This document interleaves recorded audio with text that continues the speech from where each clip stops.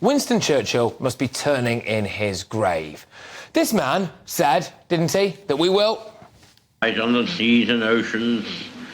We shall fight with growing confidence and growing strength in the air. We shall defend our island, whatever the cost may be. We shall fight on the beaches. We shall fight on the landing grounds. We shall fight in the fields and in the streets. We shall fight in the hills. We shall never surrender. We shall never surrender. Well, we are set to barricade our cenotaph memorial to the war dead in order to stop it being vandalised by protesters. We shall never surrender, he said. Well. Oh brothers, oh soldiers of the armies of the Muslim world, it is your duty to defend the Holy Land. It is a duty upon the Muslim leaders to fulfill the command of jihad. They must carry out military action. The armies of the Muslim countries, you must take on this military task and defend the Holy Land. I can't be the only one wondering how common it is that things like that are said behind closed doors. We shall never surrender, he said. Yes, well, we have people not only tearing down posters of missing kidnapped Jewish children, but actually, in some cases, drawing Hitler moustaches and horns on them. Can you imagine what the man who masterminded the defence of Britain would be thinking right now?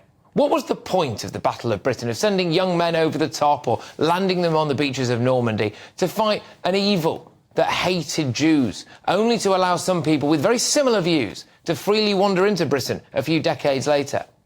I cannot imagine that Winston Churchill would have been content with serving Metropolitan Police officers standing idly by as hordes of men chant about jihad near banners of Muslim armies. I cannot imagine that Churchill would have watched on quietly as tens of thousands of young men arrived on our southern coastline in boats. I cannot imagine that Churchill would have been content for taxpayers to make a man a multi-millionaire for providing emergency accommodation to new arrivals as opposed to homeless Brits. As they put the barricades around the Cenotaph Memorial to our fallen heroes, so a group of angry youngsters can scream and shout to their heart's content, it is easy to feel like Britain itself is under siege. We forget very quickly in this country the sacrifices of those who've gone before us. We forget what they fought for. We have people who have never known a real threat, never known a real enemy, never known the kind of hardship and sacrifice that the generations before them had to overcome.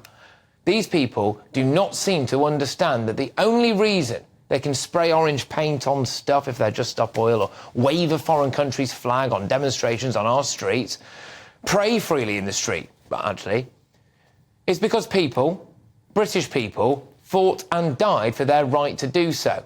Churchill said that we shall fight them on the beaches, and now our Prime Minister has to fight them on the pronouns. Part of me quite wants to resurrect Winston Churchill and present him with a screaming blue and pink haired non-binary furry, crying about having to work a 9-to-5 job. But I wouldn't want to do that to the big guy. I think he'd wonder what it was all for, don't you? Look, to paraphrase Churchill, he said that never before has so much been owed by so many to so few. But try to remember this in today's context, OK? If you think that Britain is great, that we have something worth protecting, that there are wrongs taking place in our society right now that need correcting and a direction of travel that needs changing, it's time to make sure that the very vocal few don't destroy this great nation for the many.